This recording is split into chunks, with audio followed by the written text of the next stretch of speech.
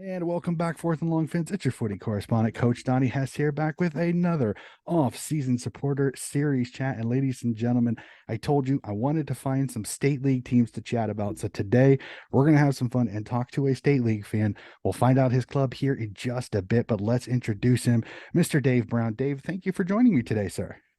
Oh, well, thank you for having me. Awesome, awesome. Thank you for hopping on the show. Before we get into the footy, which I know everybody wants to talk to when it comes to this show, I like to find out just the tiniest bit of information about the person I'm talking to outside of the game of footy. So, just a quick bio about yourself outside of the game of football.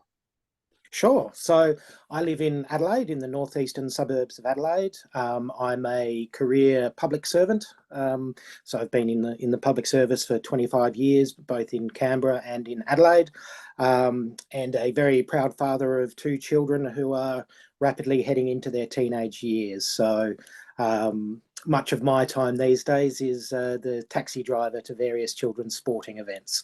Um, and yeah, and we'll no doubt get into the football talk soon, but football does occupy a fair amount of my time with cricket in the summer. Awesome, awesome. Well, let's dive right into it. What is your favorite thing about the sport of football? Oh, that's a good question.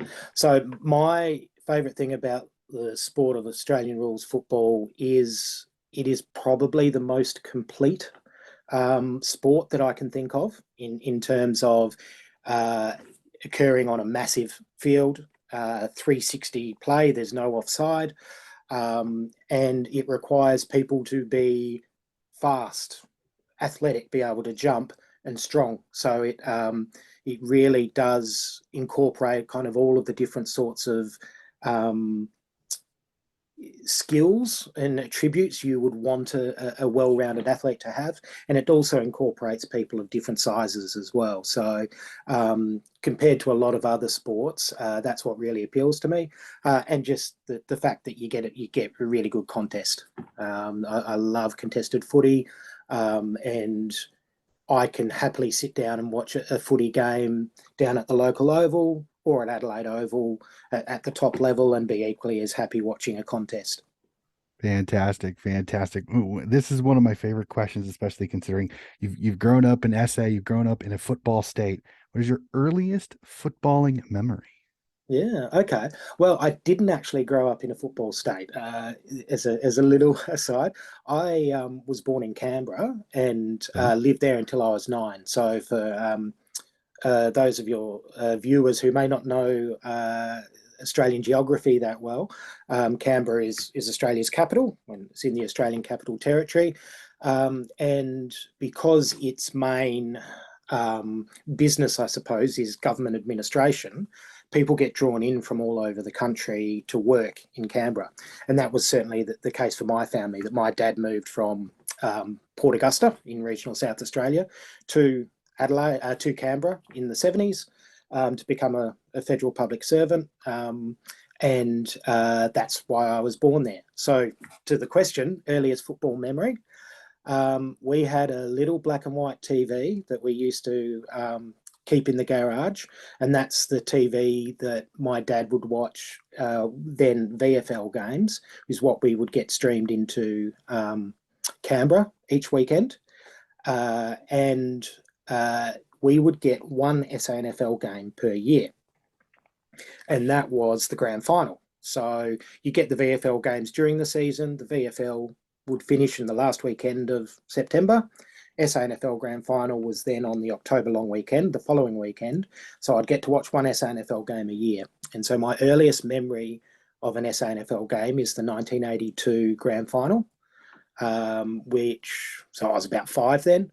And Norwood, my team, beat Glenelg pretty comfortably in that grand final. And that's really my earliest memory of kind of watching a game. Awesome, awesome transition. You just said it. Your club that we're going to be talking about for a lot of this episode is the Mighty Redlegs of Norwood. So I got to ask, is the reason you support them is because of that grand final, or was there a family connection at all? There's a family connection, yeah, yeah. So my dad was a Redleg supporter. Not being from Port Augusta, that's not necessarily traditional Redlegs territory, but when he was a young man growing up in Port Augusta, his best friend got recruited by Norwood and played 5 or 6 seasons of football of league football in the 1960s for the Redlegs, and that sort of supporting his mate is then what led to his support of Norwood, and that kind of got passed on to onto us down the line, which wasn't necessarily always going to be the natural transition. So his dad supported West Adelaide, Mhm. because one of the legends of SANFL football, Fos Williams, um, grew up with my granddad in Quorn and was originally recruited to West Adelaide before he became the Port Adelaide coach and legend that led to the Williams family dynasty at Port Adelaide. So we might have been a West Adelaide family, but ended up Norwood. That is awesome. So your dad's mate comes on. So I got to ask this: did did the Norwood support kind of go through the family, or is there anybody that's in the family that supports any other SANFL clubs? So everyone from my dad down are Norwood people. Yeah. But my grandmother, so his mum, was a Port Adelaide supporter. So particularly during the and for those who aren't aware, Port Adelaide and Norwood are the traditional rivals of SA footy before Port Adelaide went to join the AFL. So there was always great family rivalry come SANFL grand final time, particularly in the 80s and the 90s when Port used to win every year. And so my grandmother would just be sitting in her chair smiling happily while Port won another premiership. Oh, that is fantastic. Don't you just love those stories? So I'll make you think about this again, I'm trying to learn about some of these state league clubs that I don't have a lot of information. So could you just give me just a quick little history lesson of what you know of the Norwood Mighty Redlegs? Sure, sure. So Norwood Football Club established in 1878. So, another thing that people may not necessarily know about Aussie rules is that we've got some of the oldest continuous leagues and football clubs in the world. And the SANFL was originally established in 1877, so that makes it one of the oldest continuous leagues in the world. Nord, yep, established in 1878. They were established of the remnants of the disbanded Woodville Football Club. And on their establishment, they kind of had to make their decision as to, what colours are we going to wear and sort of who are we going to model ourselves after. And so the decision was made that Norwood would wear red and blue, so the navy blue and the red, in emulation of the Melbourne Football Club. So there's been over the years, a lot of parallels between Norwood and Melbourne, other than perhaps we've been a bit more successful than them, in that, we share the same colours, very similar Guernsey design. Obviously, Melbourne has quite a large red yoke on their tops, whereas Norwood just has a very thin red line on theirs. And we share the same song as well, the Grand Old Flag. Fantastic. So, yeah, Norwood established in 1878, very successful early on in the competition. I think we won 13 premierships before 1900, noting that it was often a four-team competition, so Hmm. perhaps not as competitive as one might find these days. Hmm. And Norwood is, I suppose, traditionally probably the establishment club in South Australian footy, probably along with Sturt. It's in the leafy inner eastern suburbs, which is kind of the posh part of Adelaide, and has always had a bit of a reputation of having a bit more money than some of the other clubs and having more influence than some of the other clubs. And that's a stereotype. Hmm. I think Norwood, particularly going back 100 years ago, was a very diverse neighbourhood and very diverse community, and it's really only probably the last 20 to 30 years that it's gentrified to the extent that people would see Norwood as exclusively a posh area. Interesting. Um, It almost has that. It mm, almost has that Melbourne vibe too. Melbourne gets that a little bit too. So that's an interesting little caveat to that as well. So yeah. And I love the history, the fact that they've been around for so long. And it's like, I know some of the people over here in the States, I talk about footy and I'm like, yeah, I'm like, Aussie rules football is older than baseball. Like Mm. it's kind of crazy to think about it, that this sport that most people over here have no idea about is older than baseball, like older than our national pastime. Whether that Yep. actually is or not is up for debate a little bit. So we'll jump to this next one, and you kind of said it, that Port Adelaide was were your biggest rival before they kind of jumped to the AFL. Do you have a new biggest rival, or do you still kind of have that little bit of the rivalry with Port, considering you still do have Oh, them in the SANFL with their reserves team? we still hate Port with a passion, and that will never change. Even so, yeah, Port still does run a team, so it's their AFL reserves team in the SANFL, and sort of we were lucky enough in the first year that they were running an AFL reserves team to beat them by 4 points in the grand final that year. So that was caused great satisfaction amongst us Norwood types, and even the circumstances around Port's entry into the AFL. I don't know if anyone's gone into that history for you. Um, has kind of exacerbated that, or enhanced that rivalry between Port Adelaide and Norwood. So kind of the history there was that the VFL, um, which was effectively overspending itself, Hmm. realised that national expansion was the only way that they were going to survive as a competition, and essentially, get their hands into the pockets of South Australian and Western Australian football followers. Um, and so they came over to South Australia and approached Port and Norwood, and said, we're interested in you fielding teams in the VFL. Um, and what happened thereafter is contested history in terms of, um, Port Adelaide would argue that Norwood was going to jump in as well, despite an agreement from all SANFL clubs that they weren't going to talk terms with the VFL until the VFL stopped demanding a $4 million license fee to join Hmm. the VFL. Um, and Norwood people would say we were sticking to the SANFL agreement, and Port jumped in to join the VFL, which then became the AFL. And then when Port did sign the agreement, it's actually Glenelg lodged a legal case to stop Port from doing that, and that's what led to the creation of the Adelaide Crows. So the VFL went, okay, well, if you don't want us to admit Port straight away, you have to. The SANFL has to put in a composite side, which is what the Adelaide Crows ended up being.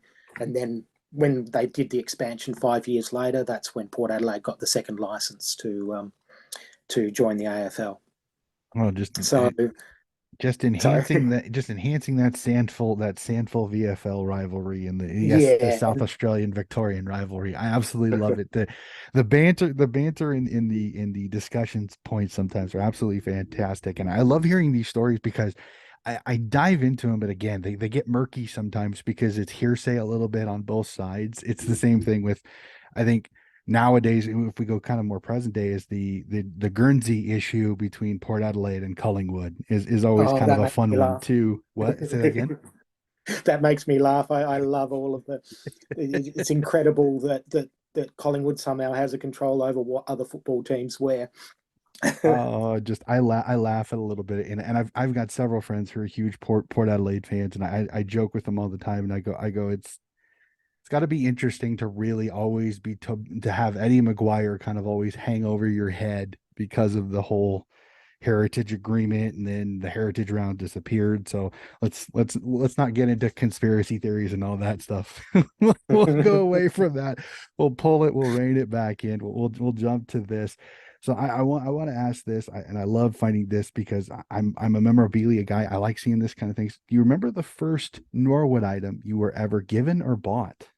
Absolutely, yeah. So I do. Well, my parents would have some photos of it, but when we were living in Canberra, I was given. I don't know who gave it to me, but I was given a Norwood T-shirt that was a white T-shirt with red piping on the sleeves and the collar, and had a big Norwood logo on it, and I'd wear it everywhere. I thought, I used to think.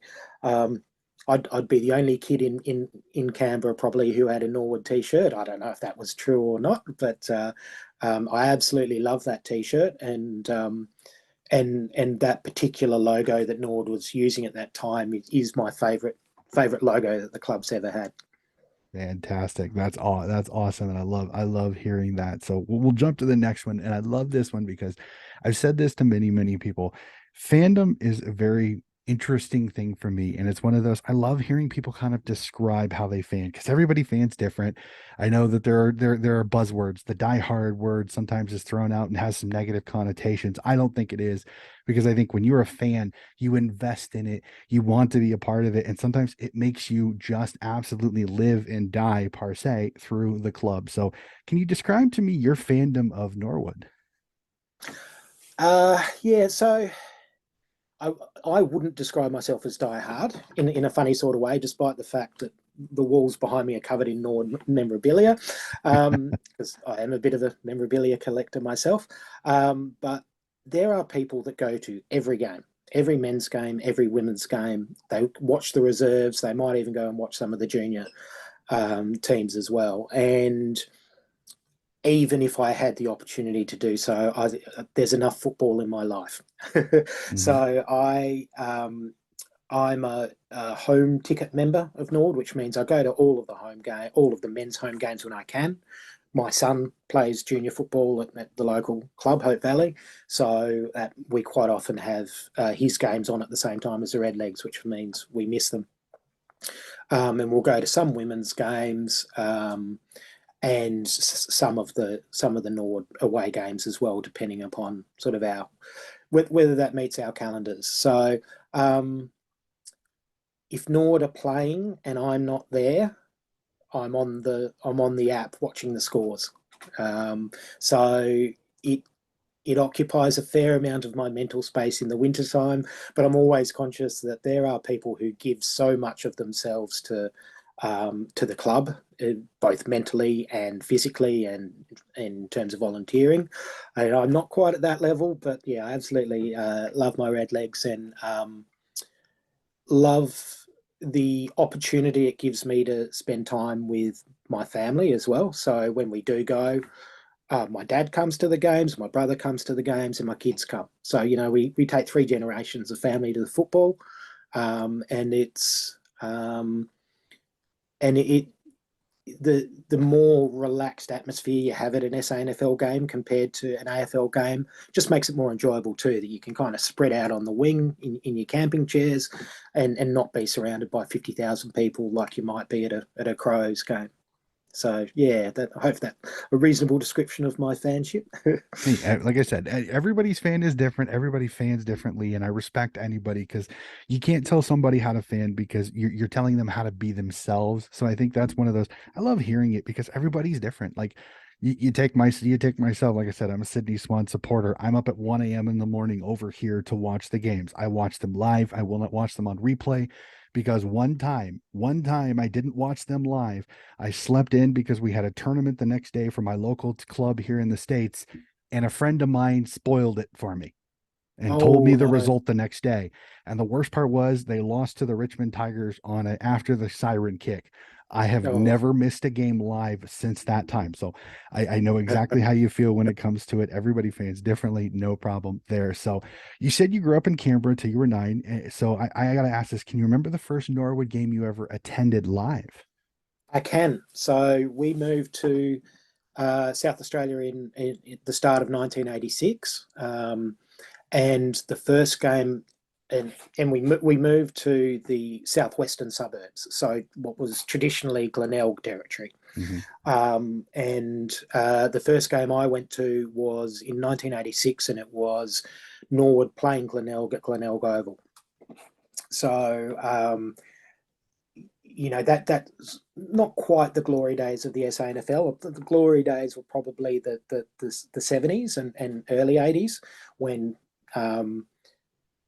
like VFL just wasn't a thing in Adelaide. SANFL was it. Mhm. The sports merchandise you bought at your local Kmart or whatever, that was SANFL merchandise. You couldn't get VFL stuff until into the late 80s. Um, but yeah, going to Glenelg Oval in 1986 when Glenelg were the premiers that year. Um, and the fanhood was just like nothing else I'd ever seen before at the game. All people used to do this thing where they'd grab the big phone books out of phone boxes and then chop them up and turn them into confetti. So every time Glenelg would kick a goal, these black and yellow pages would go flying all over the ground, and it was a real eye opener. And I think we ended up losing that game off the top of my head. But yeah, it was a great experience being crammed in a what's a comparatively small suburban ground and getting to see footy live for the first time. Yeah. Fantastic. And the best part is you got to see your beloved Red Legs. So that's really, really Yeah. awesome. So I asked this question and it always makes me chuckle a little bit because I heard a friend of mine tell me this one time. He goes, this question makes you think about choosing your favorite child. Do you have a favorite player of the past? And do you have a favorite player currently on the Norwood list? Yeah, absolutely. I have many favourites, but probably my favourite all time would have to be Gary McIntosh. So he is the club games record holder. He played almost 400 games of SANFL footy from the early 80s until the late 90s, and he actually came from the club my son plays for, the as a junior, Hope Valley, and who also wear red and blue and also sing "It's a Grand Old Flag" when we win. And he was just everything you wanted in a footballer. He was tough. As a young man, he was very athletic. And as an older man, he was just physical. He had this beautiful left foot, and he had this really odd thing where, although he's a left foot kicker, he was a right foot hand passer, and he could flick a hand pass 40 meters, no worries. So he was one of those South Australians that probably came after the pioneering of it, but South Australian football was always known for kind of pioneering the hand pass as an attacking style of play rather than just a pick it up, get it off sort of thing. And he was a massive exponent of that he could use a hand pass in the same way that other people would use a kick to bring the ball forward. So yeah, as a young man, Gary McIntosh was my favourite player, along with probably Michael Aish, who was also the other big Norwood player of that time. And his nephew James now plays in the AFL with Fremantle, I think. And the other great thing about Gary McIntosh was he was loyal. So he was sufficiently late into the 80s that AFL or VFL clubs were knocking on his door constantly to get him to come across and play in the VFL because he was that physical, tougher style player. He would have fit into the greater physicality of the VFL, no worries at all. But he stayed loyal to Norwood throughout his time. And, there are great stories of, particularly, I think, North Melbourne recruiters rocking up to Norwood to try to speak to Gary and him hiding behind doors and nicking out the back doors into alleyways and things like that to avoid speaking to the recruiters. So he was great growing up. Now, so I don't know if previous interviewees have told you that, but Redlegs won the premiership last year in 2022 We were going to by get to 1 that point. very soon. I was when I talked with Ali, the women's captain, she had mentioned that you guys had won the premiership this year in incredible fashion over North Adelaide, if I remember correctly. So Correctly. I was gonna bring that up when we talk about it a little bit, but please Yeah. go on. But just to go on to my favourite player currently would have to be right now Matthew Panos. So he was a Norwood junior who got recruited to the Western Bulldogs as a full forward and never quite made it. He's a 191 centimetres, something like that. So really not big enough to be a key forward in the AFL. And so he spent a few years on their list and then got delisted, came back to Norwood, and we repurposed him as a big bodied midfielder. and he was vital in our 2014 premiership win. I think he got best on ground that day, the Jack Oatey medal, and for a number of years was one of, if not the best midfielder in the comp. And in the last few years, he's had knee injuries and issues that come with, being the wrong side of 30.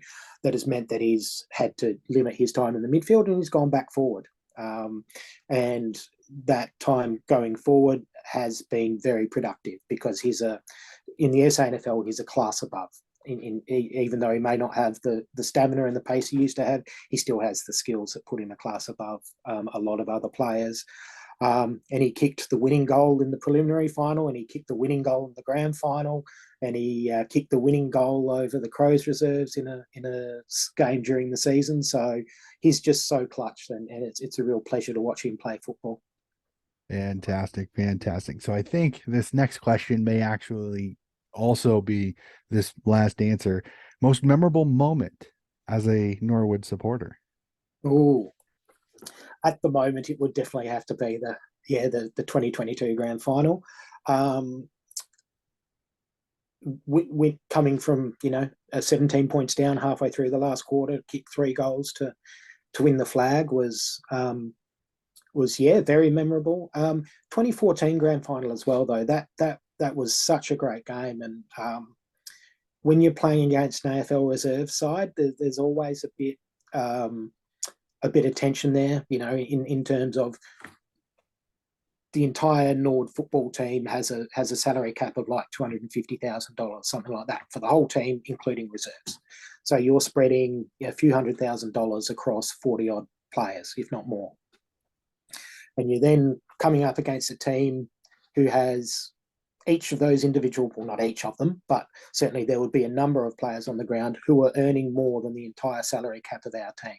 So there's always that tension in those sort of games, that you've got full-time professionals playing against part-time footballers, and to beat them in a grand final, and it's such a close and hard-fought grand final, and it being Port Adelaide as well, that was just memorable. And it came down to Port Adelaide. As the siren went, Port Adelaide had a kick going into their forward line. As the siren went, we're up by 4 points. So that, it was another 10 seconds and the game could have gone the other way. And so it was just such an incredible game of football. And it was the first one at the fully redeveloped Adelaide Oval as well. So 40,000 people at an SANFL game at the SANFL's traditional home. That made it all the more special. Yeah. Fantastic, fantastic. Which this makes this next question almost sound like a third follow. Is my next question is thoughts on last season? I mean, it's hard to get much better than a premiership. But on the regular season, did you go into the final? Did you go into the finals thinking that you had a chance to win a premiership, or was this kind of a little bit of out of nowhere? A little bit of both. So I've always been a very pessimistic supporter, in terms of I want to be on top of the ladder and 10 games in front before I feel confident that we're a chance of winning something. And in the last couple of years, I've been trying to change that, because it makes you miserable a lot of the time if you're pessimistic about the way your football team's going or what your hopes might be, and it adds stress to your life when it doesn't need to. So this year I was like, no, I'm going to take a different approach this year, and go in with the perspective that we finished third at the end of the minor round. If we're close enough, then we're a chance. So let's just see how we go.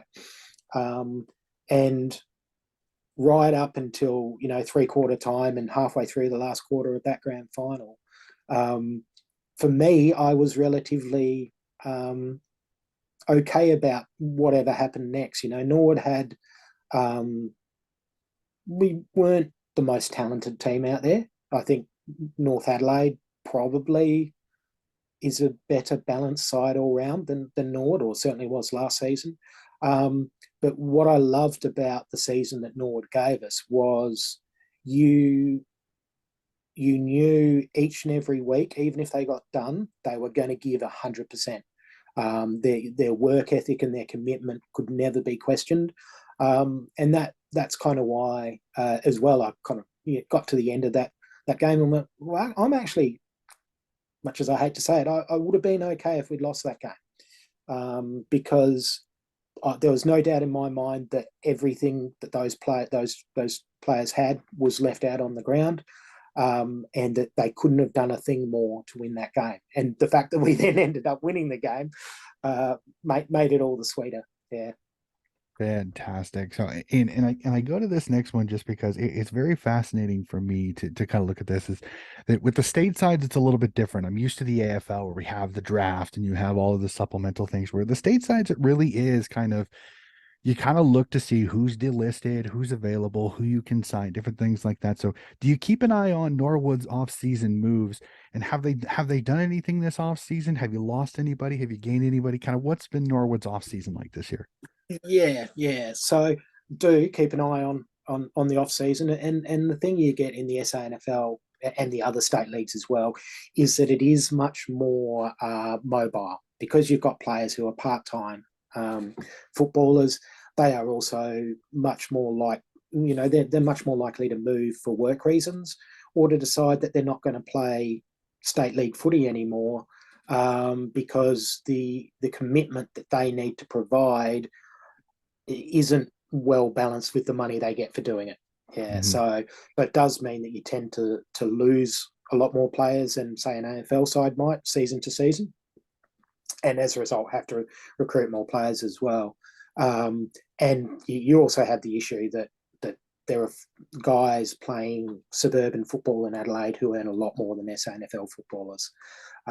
So there's always that attraction for former SANFL footballers to go and play suburban footy, get paid more, and have a much easier life while doing it. So yeah, we have lost a few players to various different commitments. I was really disappointed that we lost Jay Rantal, who is a former AFL listed player, and he was great for us last season. But you completely understand it, that players move on, and particularly if a lot of players will hang around in the SANFL on the hope that that's a pathway back to the AFL. Mm-hmm. And when they kind of realise that maybe that pathway is closed to me, or maybe that's not a priority anymore, that's the point at which they might move on as well. Conversely, the really encouraging thing from a Norwood recruiting perspective is, because our coach is Tasmanian, we have recruited about half of Tasmania to come and play for the Redlegs. So we had a couple of really good recruits last season who came from Tasmania, and I think the Redlegs have recruited 3 or 4 more Tasmanians this year. So it's probably a bit of an untapped market for players at that level, and having a coach who probably knows a bit more about Tasmanian football than the other clubs would.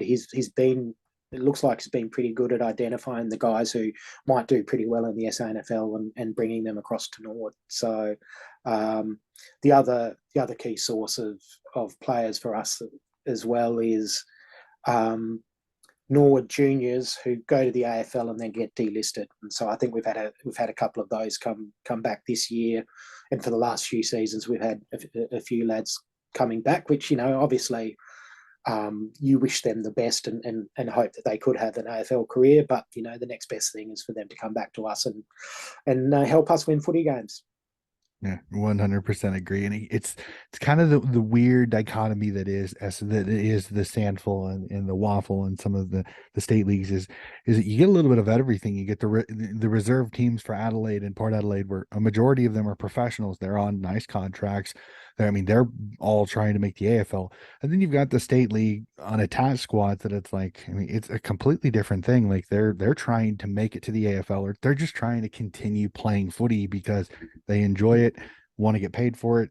As you said, it's not exactly a massive payday, but hey, you still get to play footy on a professional level and you still have a chance to win a premiership. So there's no argument when if the writing's on the wall that it's not going to happen, you can completely understand something changing. So it's a very interesting little difference between the AFL and the SANFL slash VFL slash Waffle when it comes Mm. to kind of the off-season moves. So we jump to it. You had a premiership last year. Are your expectations or your thoughts of next year, we have a chance for a second, or are you, as you said, kind of the pessimistic fan and kind of lower your standards a little bit, knowing it is not easy to go back to back winning premierships? Mm. Yeah, yeah.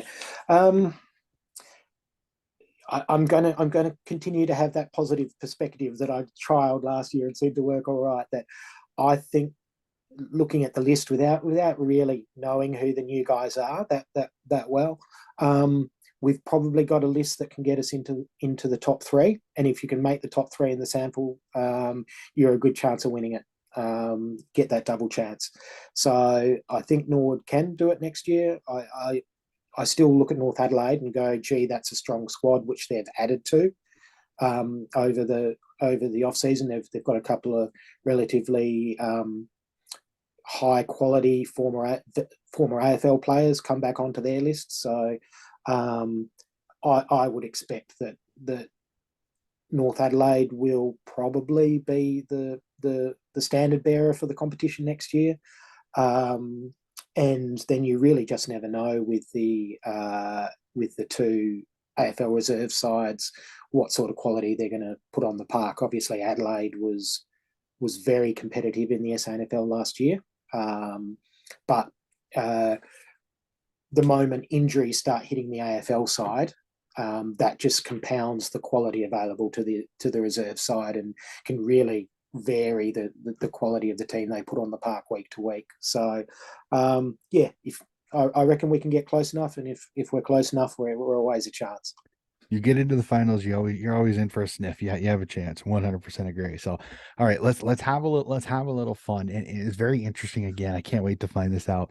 One of my favorite questions is, I'm going to install you as the Norwood list manager for a day. Okay. For one day, you can make one move. The entire SANFL is open. You can bring in any SANFL player to join the Redlegs to maybe have a chance to win back to back next year. Who's the one player you bring into Norwood and why? Oh, okay, that's a good one.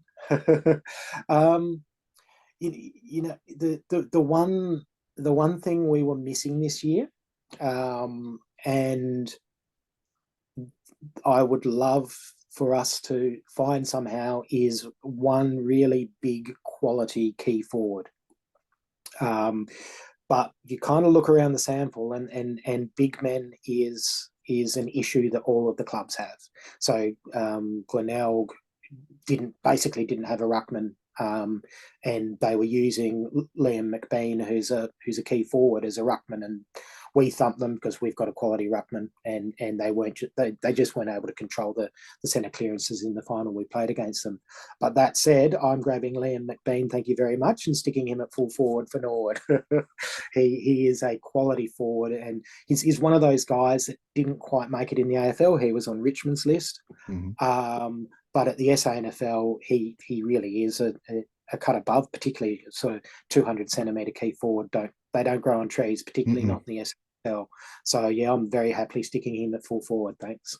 Dude, there's AFL squads that would like a guy like that, to be completely honest with you, with some of the clubs for Yeah, sure. So yeah, and it surprises me a little bit that he didn't get a second bite at the AFL, given his attribute. So yeah, you do. You obviously don't see everything about a player, and why mhm. clubs may not choose him, but his quality in the SANFL, no doubt. 100%. So we chatted a little bit before we hopped on mic because you had saw that I had the absolute pleasure of talking with the Red Legs women's captain, Allie Farrell, which Allie was absolutely fantastic. And I so appreciate that she came on. So I am a huge supporter of women's footy. I think women's footy is a growth area for both the AFL and all state leagues and all clubs when it comes to footy, and a chance to grow your club, because I think women's footy has a chance to explode, especially with youth girls. So, do you watch the Norwood Redlegs women? And if so, what are your thoughts on last year? A 6-6 team just fell short of the finals, but Yeah, in all, as Ali said, not a bad season, but there were still some growing pains. yeah, indeed. I do. Yeah, I go and watch the Redlegs women play, and we started off so well when the SANFL first had a women's competition. So I suppose that I imagine Ali gave you a lot of this background, but Mm-hmm. the background of the SANFL women's competition was it didn't actually start until the AFLW came into Mm-hmm. existence. And the AFLW has turbo boosted women's footy in South Australia. And that's not to diminish the people who, for many decades before, have I played played women's it. footy in Mm-hmm. South Australia, but there were really only sort of 10 clubs that were fielding about 15 teams in a two division women's competition. It had no support from the SANFL really, Mm-hmm. and so it was really a bit of a niche activity. Since then, since the AFLW came in, I think the suburban women's football competition now has something like 40 or 50 clubs entering multiple teams. You know, my club at Hope Valley has a women's team and multiple girls juniors teams now. And so the AFLW has um, a lot to take credit for in supporting the growth of women's footy in South Australia. And the first season of the SANFLW was great because Norwood won the flag, but it was also great because the developing we saw a number of developing players who then went on to the AFLW who got that opportunity because they were able to show what they could do in the SANFLW. So we had this great little footballer called Sophie Lee who won the best on ground in that first SANFLW grand final and then went on to play with, I think, Carlton. And then she played in the premiership, the second premiership that the Crows won. Mariana Rajcic was also in that Norwood team and has won a couple of premierships with the Crows now as well. So Mm-hmm. that was good. I saw a lot of football that season. These days, I probably only see one or two games per season of the women's team. So I by no means would profess to have any expertise in the team and its structure, other than I think the basics of your engine room and the forward line. Norwood maybe weren't as strong as a couple of the other teams last year, but showed in patches that they could beat anyone on their day. But yes, we were quite happy that the competition's leading goal kicker was a Hope Valley girl, and we're very proud that we've got a couple of Hope Valley girls playing in the Norwood side, and yeah, I haven't really seen what off field movements there might be this season to see whether we've got a big chance of improving this year or not. But yeah, I'd love to see Nord back up top again, and would love to go and watch them play in the grand final. The SANFLW grand final last year was actually played at Norwood Oval between Sturt and North Adelaide. It was an absolutely cracking contest. So one of the great joys of watching women's footy is actually getting to see a lot of footy played at Norwood Oval because it's a perfect size for women's footy. It's a bit smaller than your sort of massive stadiums, so it kind of really suits that. And our facilities are now great at the club as well, so we can provide pretty much AFL level standard facilities. And yeah, we're going to get. Don't know if you've heard of that. The round that they're going to have in the men's AFL this year. All the games are going to be played in Adelaide one weekend. Rather Two of round. those Yep, games we're gonna talk in about that Adelaide. here in just a little bit. Another one of those I'm questions getting to later. the questions too Hey, early. not a Yeah. problem. I absolutely love it. I'm fascinated to hear what you say on that. So, no, Mm, absolutely love it again. I had an absolutely fantastic, chat with Ali. She was absolutely great. And in fact, I've actually communicated with her. She just sent me the first 5 rounds of the SANFL women's is coming up actually here pretty soon. So I told her I would keep an eye because I really do want to keep an eye on the SANFL women's, the Waffle women's, and the VFL women's, just because I know a lot of the girls for this next draft are going to be overagers. So it's going to be yeah, fascinating to see how some of these state teams draft this year, because there are no 18-year-olds for this next women's draft. It will be an overage draft completely, which I actually kind of like that they're letting some of the younger girls develop a little bit more. So then that talent, because a lot of these young women, these 18-year-olds, 17-year-olds, 16-year-olds, they have been playing their entire lives. If yeah, we think the footy is good now, wait for 5 or 6 or 7 more years when all of these pathways are there for the women that were not there 10 years ago. So I'm Mm. the women's footy again. I understand there's plenty of detractors, many of them I dismiss most of it because many of them they don't watch it, they don't want to watch it. They just see a score and they comment, but they don't actually watch the games, and that's frustrating because I think there is so many good women's footy players that get disrespected because they're a women. I'll say Yep. this, and I've quoted this many times, and I don't care. You can tell it to anybody. I think the women go harder at the footy sometimes than the men do. I legitimately think so. When I watch some of these AFLW games, they go at the footy, they go at it hard. Absolutely love it. So we Mm. jump to that. My next question, and I love seeing this, is yes, you're a SANFL fan. Yes, you're a Norwood fan, but it's hard not to argue. The AFL is this giant thing. Do you have an AFL side? Do you keep an eye on the AFL? And if so, who is it? Yep, absolutely. So Adelaide Crows, uh, otherwise known as not Port Adelaide. um, but when when the Crows joined the AFL in well, the first season was 1991. Mhm. Um, they were a de facto state side. You know, they wore the state colours. State of origin was so big back then because South Australia could actually beat Victoria at times in Mhm. state of origin back in the 80s and early 90s. And so it was kind of like you got state of origin every week when the Crows came into the competition. So the swell of support for the Crows was huge. And overnight, you know, most South Australians changed over from having whatever would nominally have a VFL team to support.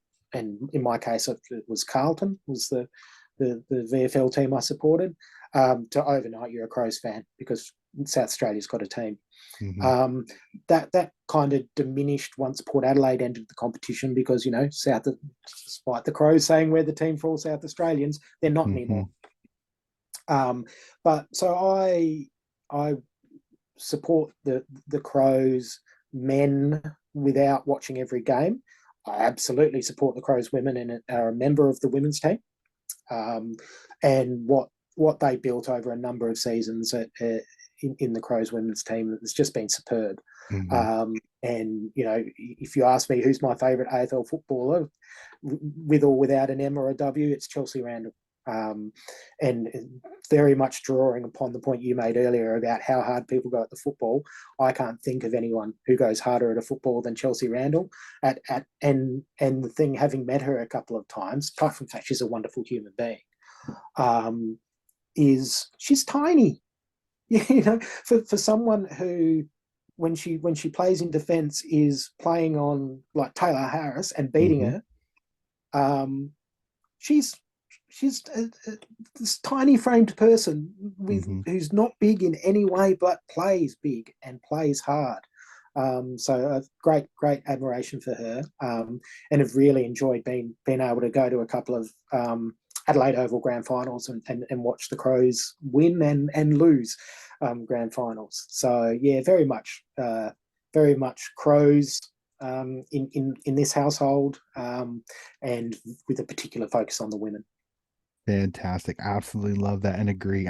Chelsea Randall is one of my favorite players on that Crows list. And it's just because she does everything with guts and with grit, but she's just as skilled as she is tough. Mm. And I love that combination because sometimes I think some of the really good, skillful players sometimes are not always got the grit behind them. So when Mm. you've got that grit and that skill, that makes you a scary player. So absolutely, absolutely love that. And I truly appreciate that you're full on behind the women because the Crows, they've been a sport, they've been basically a stateside until Port Adelaide came in this year. And SA, the women's footy is ridiculously good at times. And I'm fascinated to see when they do get rid of the state, how South Australian girls, how many go? Because I think there's a ton of talent there that eventually, when they go full time professional and they can just focus on footy, there's going to be a lot of SA girls that I think are going to find themselves into many clubs because I think they're going to be great additions. So, but hopefully very soon. I don't know Yep. when. I hope very soon. But again, absolutely fantastic, and I truly appreciate that you are a member of the AFL Crows Women's. That is fantastic. I am a very proud foundation member of the Swans, and I said Nice. this season may not have been great. Again, 0-10. But I'll tell you this: I watched every game with a passion you cannot tell. I enjoyed it, and I've sat and actually talked with two of the women's players for this particular podcast, and I have enjoyed their humble and incredible spirit and incredible willingness to sit down and have a chat with me. So I'm forever indebted to them. So we'll jump to some interesting questions for me because I'm very interested as a person that is diehard SA. We had the grand final find its way outside of Victorian soil for 2 years in 2020 and 2021. Yes, COVID. But I was very fascinated that Victorian media, which has a Victorian bias, I mean, there's no argument there. Some will even honestly tell you that. I was fascinated that many of them started making the suggestion of should we start looking at making the grand final a lot like the Super Bowl over here in the States, a traveling grand final. So I ask you as an SA person, as a huge Norwood fan, as an Adelaide Crow supporter, what do you think of potentially seeing the grand final become a traveling grand final? Or are you like, no, no, no, it's got to be at the MCG. We at least have a little bit of tradition in footy. As you might imagine, I have a very strong opinion on this. Is the AFL a national league or not? I It's believe it a is. it's a simpler question than that for me. The only the MCG is big and it's also massively overrated. The number of seats that are available for your everyday fan at the MCG, once you carve out the 25,000 seats for the MCC members and the 25,000 seats for the AFL members, is not that much more than you would get at Optus Stadium or even at Adelaide Oval with a capacity of 55,000. Mhm. So the argument that it has to be at the MCG because it's got the biggest capacity is really about the vested interests of MCC and AFL members. And absolutely the money. And it's It's interesting those corporates. It's yeah, there's nobody that's going to argue with me on that. That the corporates are one of the reasons why I think. But the fascinating part of that I have is many of the people that are very vitriolic about it. It must stay it there. Many of them tend to be Victorian, and again, there's nothing wrong with that. I am not making fun of you at all. But it is kind of one of those where it's like the most vitriolic answers I get whenever I suggest it, or even the time is yeah, another one that I've had vitriol at me when I said I've suggested in my personal thought process, I think this will eventually be a twilight or prime time grand oh, it will final be. very, very Yeah. soon, if not next season. I think Gil loves the 2:30 time slot. That's why he got it this year. I think next year with the new TV deals coming in, I have a feeling it's very, very soon. And some people are going to have their undies in a twist, but I think once it shows up, it's going to be here to stay. Yeah, and look, the reality is, if they have it at night, twice as many people will watch it as when it's on the afternoon.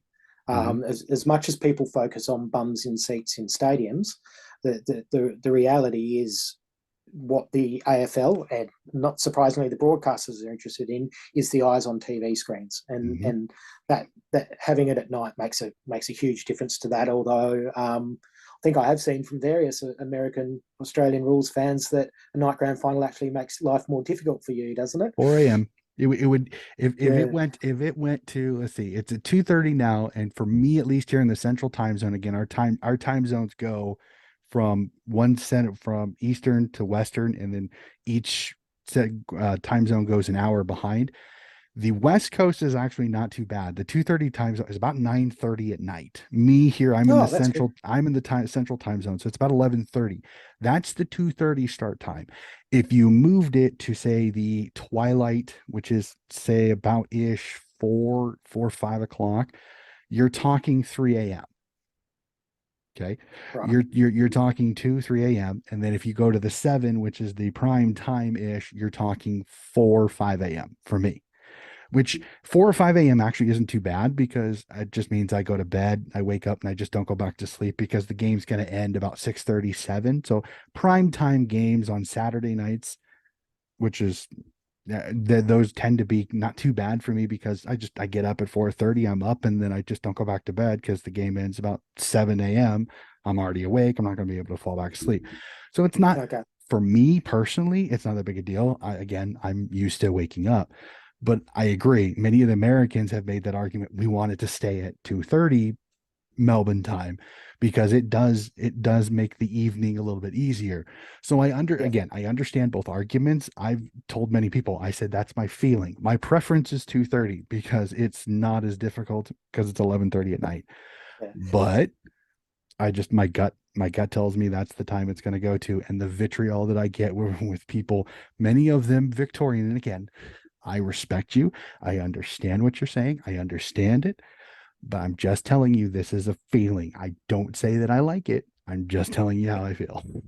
Yeah, well, I think the only time I've been called the C bomb on Twitter was when I suggested that MCC members shouldn't automatically get a right to go to the grand final. And you talk about vitriol. That is the Oh most boy. extreme vitriol I've ever had expressed towards me. Just because I've suggested that someone who pays whatever it is, $600-700 a year, shouldn't necessarily get to go to 50 AFL games and all of the international cricket. Or at the very least, it should be considered that that's a vested interest that's being serviced at a very cheap price. Mm-hmm. No, it makes sense. I 100% understand that argument. So, like I said, it's a pie in the sky again. The 50-year contract. It's not going to be talked to probably until not the end of my lifetime. Probably won't be till the next, but we'll have to see. So, and then you brought it up. Gather round this year, Mm. the rip off of Magic Round in the NRL, which would be fascinating to see how it is. You're in SA. What are your thoughts on it? And do you plan to attend on games other than the Crows game? Absolutely is a short answer. So slightly longer answer is I did find the idea somewhat concerning to start with. Mm, Hosting a round of NRL games in Brisbane in winter is a very different thing to hosting a round of AFL games in Adelaide in winter. So in Brisbane, it's warmer. NRL isn't as hard on grass as AFL is because you've got players just running in two directions essentially. lines, yep. Um, and it's a lot easier to grow hardy grass in Brisbane in the winter. Adelaide, if all of the games were going to be played at Adelaide Oval and you had a wet weekend, that oval would be destroyed by Saturday. Hmm. And we saw that very much in South Australia. Last winter, we had a very wet winter, and all of the suburban grounds, and particularly Norwood Oval, were ripped up and destroyed halfway through the season just by boots on grounds. So when they announced Gather Round, I was a bit worried. But then when they kind of made that decision to say, okay, we're going to play a number of games at Adelaide Oval, but we're also playing 2 games at Norwood Oval and a game somewhere else. I can't quite remember where the other game is, I Murray think there's Bridge one or like the something like that. Barossa Valley. There's one way Yeah. out Oh, there that they yeah. were talking about because I think I remember talking to my North Melbourne supporter, and I think that was where North's playing, and not exactly happy about it. And I understand. I mean, it's like it's a very small suburban, very small country town ground where it's whether it's really there for where AFL games should be played on that ground is up for debate. So Yeah, well, at the same time, it might be the first person ever complaining about going to the Barossa Valley, which is one of the world's premium wine regions.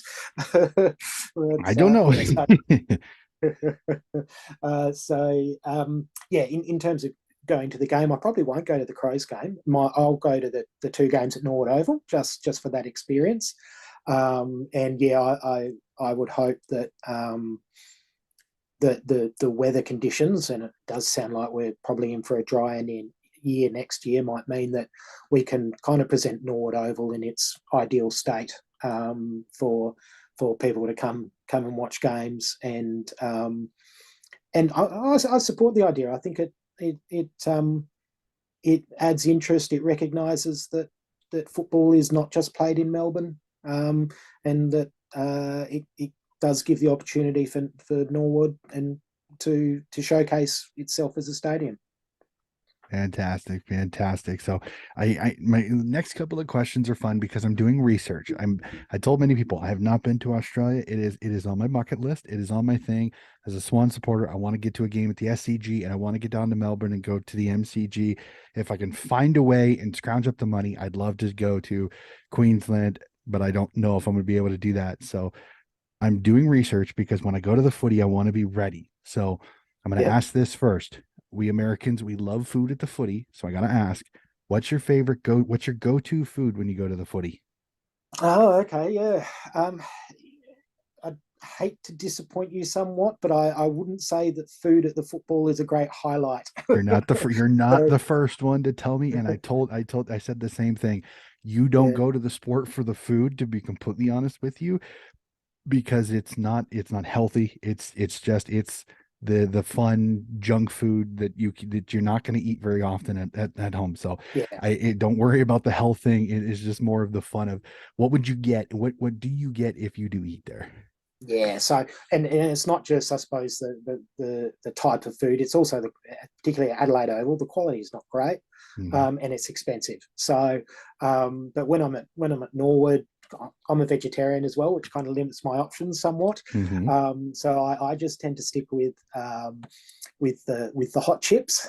With a bit of chicken salt on top. As a good South Australian, we always have to have chicken salt on our chips. But yeah, the highlight for me of food and drink at Norwood Oval, which is also known as Cooper's Stadium, is the fact that you get to drink Cooper's beer while watching the footy, which is a South Australian brand of beer, and is, I think, now currently the third biggest producer in Australia of beer. So it has gone up a lot in the last few decades. But yeah, so the real highlight for me is the good quality beer I get at Norwood Oval. Fantastic. I think for the longest time, Cooper's used to be one of the sponsors for AFL for USAFL Nationals. Like Oh yeah, yep, like the main field used to be called Cooper's Field, which was where the top division would play. So I thought it was interesting when you said that because I thought I had heard that Cooper's was an SA based beer. So that's very yeah. fantastic. So, and the next one, again, you get to go to Norwood Oval and you get to enjoy your local oval. Where is the most ideal place to sit when you go to the footy? Yeah, so it depends what the weather's like. So the best viewing at Norwood Oval is in the Western Grandstand. So it in a funny sort of way, it's a lot like the modern, like when you look at Optus Oval over in Perth, it's different to all of the other stadia because the seats aren't at ground level. The front row of seats aren't at ground level. They're Mhm. actually a couple of meters above ground level. And that provides your standard person viewing with a much better view of the footy because you're Mhm. closer and higher. And the great thing about the Western Grandstand at Norwood Oval is it's actually built on top of a row of club rooms for the umpires and for visiting opponents and stuff like that. So your first row of seats are a couple of meters above the ground, looking right over the oval. So the viewing from there is really, really good.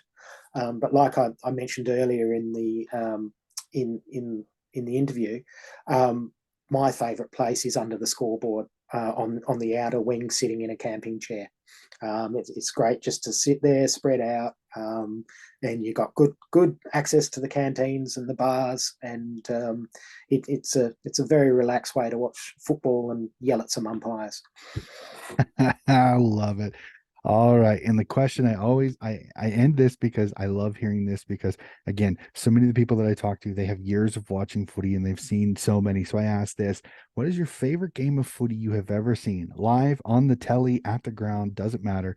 What is your most favorite game of footy you have ever seen? Mm.